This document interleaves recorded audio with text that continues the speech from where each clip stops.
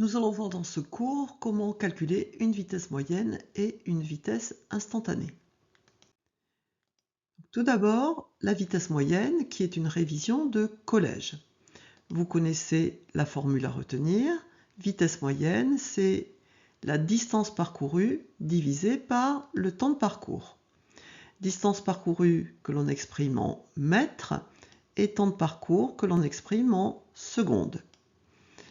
Ce qui va nous donner une vitesse moyenne en mètres par seconde. Alors, vous avez peut-être eu l'habitude de mémoriser V égale D sur T, mais je préfère vraiment que vous mémorisiez distance parcourue sur temps de parcours. On va voir pourquoi. Alors, on va prendre un petit énoncé très simple. Les arbres sont distants d'une distance D égale 13,5 mètres. Un enfant court du pommier au prunier, puis retour en 12 secondes, calculer sa vitesse moyenne, donc quelque chose de vraiment très simple.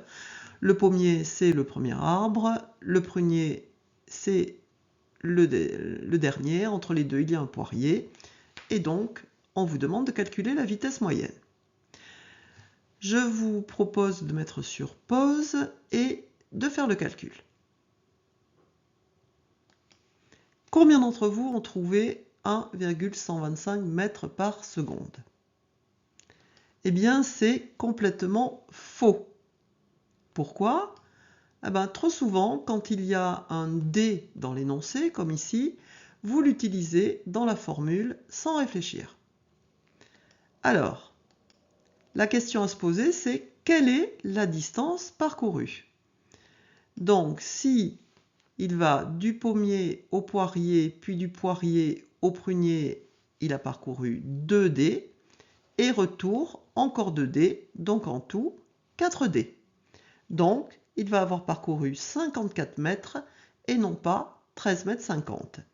Donc, la vitesse moyenne va être de 54 divisé par 12, c'est-à-dire 4,5 mètres par seconde. Très souvent, on vous demande également de convertir cette vitesse en kilomètres par heure. Donc mètres par seconde, c'est l'unité de vitesse dans les unités du système international, mais usuellement, on utilise très souvent le kilomètre par heure. Alors, on a toujours nos 4,5 mètres par seconde.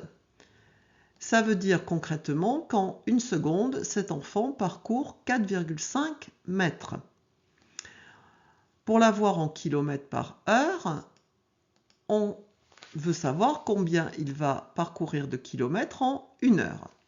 Donc, on sait que 1 heure, c'est 60 minutes, c'est-à-dire 3600 secondes. Donc, il va parcourir 4,5 fois 3600. Et là, on aurait un résultat en mètres par heure. Si on le veut en kilomètres, on va diviser par 1000. Donc, la vitesse, ça va être 4,5 fois 3600 divisé par 1000, ce qui revient à multiplier par 3,6, ce qui nous donne 16,2 km par heure, mais c'est la méthode qui est importante ici. Donc, pour résumer, pour passer de mètres par seconde à km par heure, on multiplie par 3,6, et à l'inverse, pour passer de km par heure à mètres par seconde, on va diviser par 3,6. Mais je vous conseille vraiment de vous souvenir de la méthode plutôt que de se multiplier par 3,6 ou diviser par 3,6 parce qu'il y a une chance sur deux que vous ne vous souveniez plus dans quel sens faire l'opération. Passons maintenant à une autre notion. Cette vitesse moyenne, est-ce qu'elle est suffisante pour bien décrire le mouvement? Prenons cet exemple. Donc c'est une chronophotographie. En général, on fait ça plutôt avec des photos, là c'est des dessins, mais le principe est le même. Et le temps entre deux images est de 40 secondes. Pour décrire le mouvement, on va décrire d'une part la trajectoire, donc le mouvement est rectiligne car la trajectoire est une droite, et il est accéléré car la vitesse augmente. On voit que la vitesse augmente car le trajet parcouru entre deux points est de plus en plus grand. Ce qui nous permet de calculer la vitesse moyenne de la position 1 à la position 5. Là, la voiture a parcouru 1180 mètres en 4 fois 40 secondes, c'est-à-dire 160 secondes. Et ça nous donne 7,3 mètres par seconde. Je garde le résultat avec deux chiffres significatifs, puisque le temps est donné également avec deux chiffres significatifs. Donc cette vitesse moyenne, bon, elle nous donne une indication, mais elle ne permet pas de décrire finement le mouvement, puisque on sait très bien, pour un mouvement accéléré, que la vitesse à un instant donné ne va pas être égale à cette vitesse moyenne. Donc justement, ce que l'on appelle vitesse instantanée, ça va être la vitesse en un point du trajet. Donc on va par exemple calculer la vitesse au point 1, V1. Alors pour cela, en fait on ne sait pas vraiment calculer la vitesse instantanée de façon très précise. On est obligé de faire une approximation.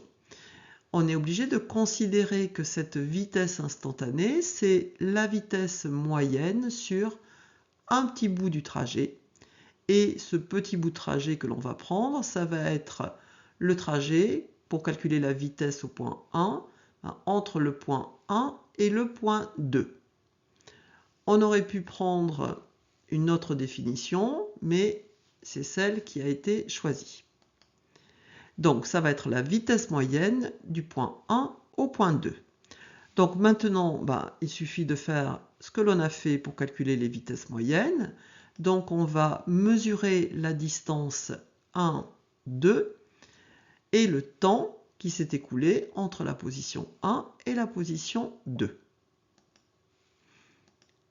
On prend un point de la voiture facile à repérer. Là, j'ai choisi la roue arrière.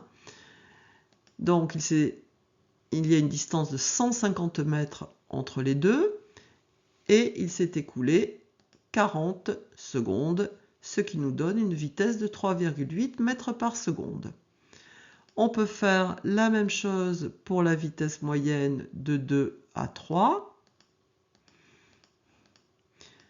Voilà, 6,3 mètres par seconde. On voit bien que cette vitesse instantanée augmente, ce qui est cohérent avec ce que nous avions dit précédemment d'un mouvement accéléré. Et on peut également le faire au point 3 et au point 4. Le seul point où on ne peut pas calculer cette vitesse instantanée, c'est le point 5, puisque on n'a pas la position 6 du mouvement.